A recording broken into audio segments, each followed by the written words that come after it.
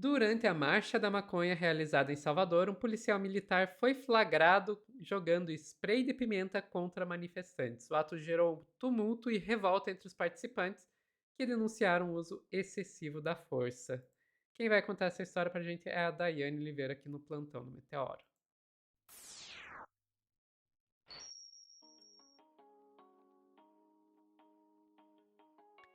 Dai, vamos lá. Marcha da Maconha, já é uma marcha que acontece há bastante tempo, bastante politizada e com razão, é um assunto que precisa ser politizado, não existe despolitização nesse caso. E já é bastante reprimida também, né? Muito tempo, não é de agora. Exatamente, Sophie. Exatamente. A Marcha da Maconha, ela, ela foi criada aqui no Brasil em 2002, começou no Rio de Janeiro e logo depois ela se foi levada para todo o Brasil.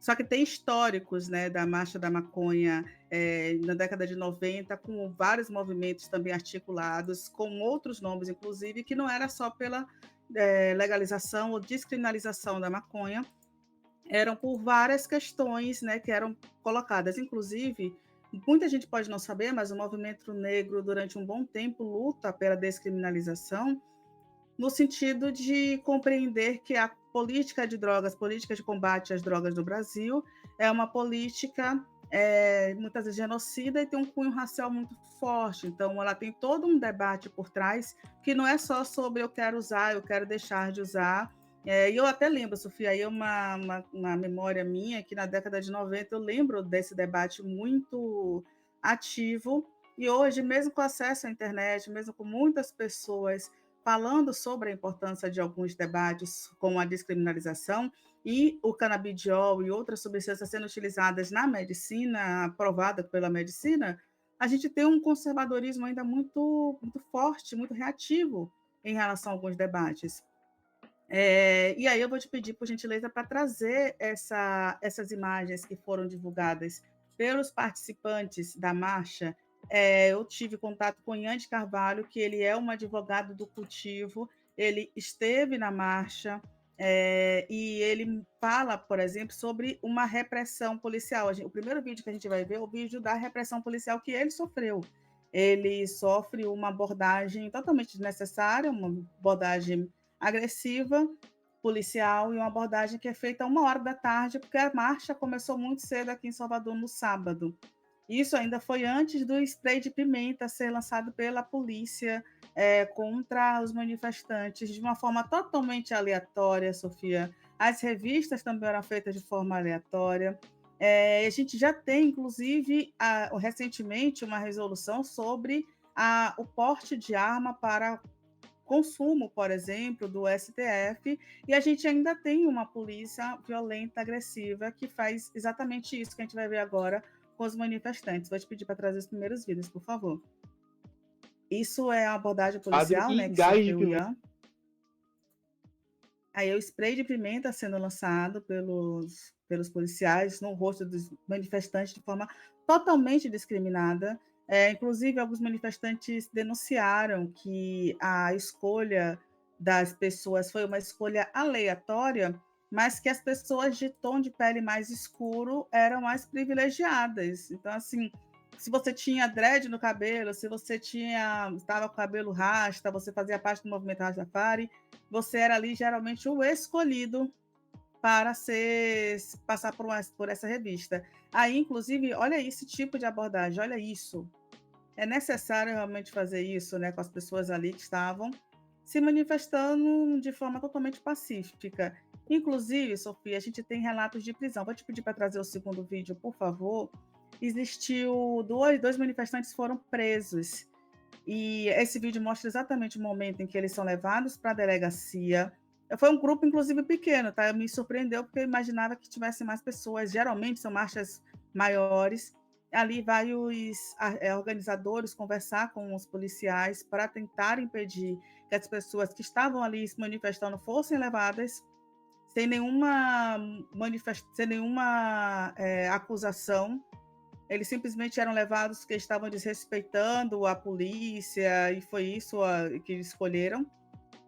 e foram levados para a polícia. E quando os manifestantes chegavam ali, os organizadores, para questionar esse motivo, essa prisão, que não fazia sentido, eles foram hostilizados, inclusive, com spray de pimenta. Então, o que marcou a marcha da maconha em Salvador não foi um avanço no STF que nós tivemos no final do ano passado sobre o porte para uso, por exemplo, foi isso aí, ó, foi a truculência policial, foi spray de pimenta no rosto de todo mundo que estava ali tentando fazer com que as pessoas não fossem levadas sem uma acusação, sem um motivo. Porque qual é o motivo de você levar uma pessoa presa? Se essa pessoa está em discordância com a Constituição, está cometendo algum ato infracional. Uma pessoa manifestando pacificamente não está cometendo absolutamente nada. E aí, Sofia, a gente precisa trazer um outro debate, que é um olhar de quem pode hoje utilizar qualquer tipo de substância no Brasil e quem não pode. Eu vou te pedir para trazer o último vídeo, que é de um artista falando um pouco sobre a história da maconha no Brasil e questionando justamente isso. Quem pode utilizar, que foi o tema central da marcha esse ano, por gentileza. A Lei do Pico do Pano, que foi instaurada no dia 4 de outubro de 1830, os africanos que eram pegos, portando, fumando, plantando, eram literalmente reclusos de liberdade, e as pessoas brancas de condição poderiam pagar uma multa e ter sua liberdade tranquilamente. Essa história de descriminalizou para quem é justamente essa mesma história que se repete todos os anos. São 195 anos de pura repressão e de pura falácia. Não descriminalizou para a periferia e para as pessoas pretas e pobres. Não é comunidade preta, periférica e pobre que bota droga, é que chama a polícia para dentro da comunidade. Lei de drogas no nosso país precisa urgentemente colocar na sua centralidade, na sua discussão, a vida das pessoas pretas, a vida das pessoas de favela. Criminalizou para as pessoas que já têm acesso nesse país. Para quem é periférico, para quem é preto, para quem é pobre, aqui não descriminalizou nada. A legalização já. A Lei do Pico do Pano, que foi instaurada no dia 4. Pois é, Sofia. Eu gosto, toda vez que eu falo sobre o assunto, as pessoas geralmente tratam, né, quem aborda o assunto da descriminalização como você usa ou você não usa, você defende ou você é contra. E esse debate ele é muito mais profundo e eu gosto muito de falar de um livro que foi lançado aqui pela Edufba, foi uma pesquisa de uma baiana que é Fumo de Negro. E tem uma série, inclusive, sobre o negro, né, o fumo chegando, a maconha chegando ao Brasil e como ela foi criminalizada no Brasil. E a Luísa Saad, que fez essa pesquisa aqui na Bahia, ela traz com documentos o histórico de como no século XX, século XIX, século XX, no começo do século XX, foi criminalizada a maconha apenas pela questão socio-racial. Então, fumo de negros, negros não poderiam utilizar, não era porque tinham estudos científicos, como hoje se fala, sobre neurônios, sobre isso, sobre aquilo. Não, gente. Era pegada lombroso e era exatamente isso, um pensamento eugenista de que você, se utilizasse a erva, você era um marginal, porque você estava com os vândalos e porque você não poderia utilizar. E a criminalização nas Américas ela foi desta forma, ela se deu dessa forma. E ela segue dessa forma, com um cunho racial extremamente forte, com um cunho social extremamente forte. E a gente já falou aqui, Sofia, não sei se você lembra, de um caso de um rapaz que aparecia como empresário e ele vendia a substância para o vape, que era uma substância com a base de maconha. E ele continua sendo chamado de empresário, enquanto a polícia, quando fez a batida num apartamento de luxo aqui em Salvador, não deu um tiro, não disparou o spray de pimenta, mas com marcha de pessoas questionando a necessidade de ser violento justamente nas operações de drogas e a descriminalização para que cada um possa plantar, colher com regras, com normas, fomentando a economia. A gente sempre fala aqui que a descriminalização ela não é só vou comprar agora ali, vou fumar em qualquer lugar. Tem todo um processo legalista ali por trás e também um processo econômico de fomento da economia que precisa ser também debatido e, sobretudo, a própria segurança dessas pessoas que vão utilizar. Por quê, Sofia? Hoje, com o tráfico de drogas, não se sabe o que se coloca nesses produtos, nesses fumos que são vendidos. Com uma pessoa podendo plantar, com fiscalização, Com o Brasil fazendo o que o Uruguai já fez, o que outros países já fizeram, a gente pode ter um controle seguro e fazer com que as pessoas, de fato, utilizem uma planta que é medicinal, o jardineiro não é traficante, eu já li isso aqui no chat, eu concordo plenamente, e que a gente também acabe com essa política de violência nas comunidades justificada por uma dinâmica de tráfico de drogas que não é central para a maconha. E a gente precisa começar com esse processo antipunitivista, antirracista, e isso vai ser sim feito junto com a descriminalização. Inclusive, mesmo os conservadores do STF, como é o caso do Moraes, como é o caso do Gilmar Mendes, acreditam nesse pensamento. E por que a polícia militar, que está ali na ponta do processo, continua sendo violenta desse jeito?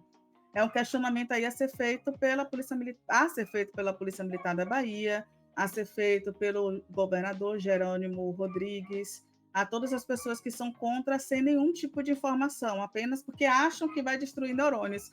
Porque ainda tem isso, né? Você ainda tem que trabalhar contra o senso comum de pessoas que não sabem absolutamente nada que estão falando e na contramão da ciência. Então, é bem difícil, Sofia. Deixa aqui essa denúncia. Eu vi até que tinha um superchat do Ian, que é o advogado que está, inclusive, defendendo as pessoas que foram presas nesse processo, que a gente mostrou a foto dele levando o baculejo. E aqui eu aproveito para manifestar minha salva de palmas e meus parabéns para quem está nessa luta, porque é uma luta diária contra essa violência, Sofia. Perfeito, Dai. E eu acho que você trouxe o ponto principal. Por que que a maconha aí foi alvo da proibição? Por racismo. Ponto. Só isso. Por racismo.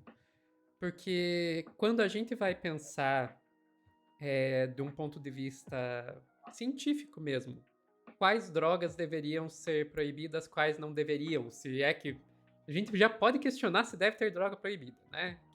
Porque é só olhar para a questão, por exemplo, da lei seca nos Estados Unidos para ver como proibição muitas vezes piora o problema ao invés de ajudar. Mas vamos lá, se você vai proibir alguma droga, qual droga deveria ser proibida, qual não deveria? Gente, a droga mais perigosa que a gente tem no Brasil hoje se chama álcool. Álcool, não é a maconha. É o álcool. Ai, Sofia, que exagero. Exagero? Olha isso aqui. Sabe o que é esses numerozinhos, essas porcentagenzinhas aqui? Ó, o Brasil tá aqui 6,7%. Qual a porcentagem das mortes no total no país são associadas ao álcool? Sim, 6,7% das mortes no Brasil são por causa do álcool. Isso é muita coisa, gente. Não tem nenhuma outra droga, legal ou ilegal, que chegue perto de matar tanta gente. Vamos lá para a Organização Mundial da Saúde, que a gente vai ver, por exemplo, que 6,3% das mortes de câncer no Brasil são por causa do álcool. O álcool sozinho causa quase 7% dos casos de câncer. Cirrose, 69%. Quase 70% das casos de cirrose no Brasil é por causa do álcool. Quase 35% dos casos de mortes no trânsito no Brasil são por causa do álcool. 1 em cada 3 pessoas que morrem no trânsito brasileiro é por causa do álcool. Vocês estão entendendo? E daí você vai me dizer que o problema é a maconha? E eu não estou dizendo isso para dizer proíbam o álcool. Não, porque proibir o álcool só vai piorar tudo isso aí. Porque daí você vai ter todos os problemas relacionados ao tráfico, vai ter todos os problemas relacionados se a gente já tá tendo contaminação de metanol hoje, que o álcool é legalizado, imagina se as pessoas forem usar álcool ilegal, entendeu? Então só pioraria ainda mais a situação, mas é só para mostrar como, ai não, vocês estão defendendo droga. Queridos, tem droga muito mais perigosa que a maconha que tá legalizada, e que todo mundo toma, e se você não toma é careta. Vocês estão entendendo? Que passa propaganda na televisão, no meio do jogo de futebol. Então, alguma razão pela qual escolheram proibir a maconha deve ter. E a Dai colocou. É o racismo. Enfim. E então, Sofia, você tá dizendo então que a gente deve liberar geral a maconha? Não. Não acho que a maconha deve ser liberada geral. A legalização vem justamente para a gente dizer em que situações, em que circunstâncias pode ou não usar, como deveria ser feito com álcool. Como a gente já deveria estar proibindo propaganda de álcool, patrocínio de álcool. Como a gente já deveria estar proibindo álcool em eventos esportivos, artísticos, sabe? E deixando legal apenas em circunstâncias bem específicas, vendido da maneira certa, etc, etc, etc. Entenderam? Agora, o Brasil vive uma situação, assim, tipo, bizarra, na qual a gente tem drogas que liberou geral, como o álcool, e drogas que são totalmente proibidas, como a maconha. Eu ia dizer de maneira arbitrária, mas não tem nada de arbitrária. É com base no racismo. Enfim, ficamos por aqui, Dai? Ficamos, Sophie. Pessoal que está assistindo ao vivo, não saiam daí que a gente já volta com mais notícias aqui no Plantão do Meteoro.